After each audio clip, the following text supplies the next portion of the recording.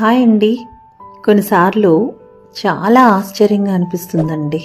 మన ప్రమేయం లేకుండానే చాలా జరిగిపోతూ ఉంటాయి. అసలు ఏం జరుగుతుంది అని మనకి అర్థమయ్యే లోపలే జరగాల్సిన నష్టం జరిగిపోతుంది. అటువంటప్పుడు మనం ఏం చేయాలన్నా మన చేతిలో ఏమీ ఉండదు. మనం టెన్షన్ పడడం తప్ప. ఏం జరిగినా నిశ్శబ్దంగా ఉండాలి.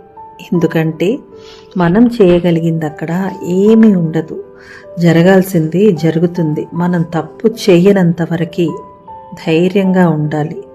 ఆ భగవంతుణ్ణి వదిలిపెట్టకూడదు. ఎటువంటి టఫ్ టైమ్స్ వచ్చినా ధైర్యంగా నమ్మకంగా ఆ భగవంతుణ్ణి గట్టిగా పట్టుకుంటే ఆయనే నిన్ను ఒడ్డుకు చేర్చేది.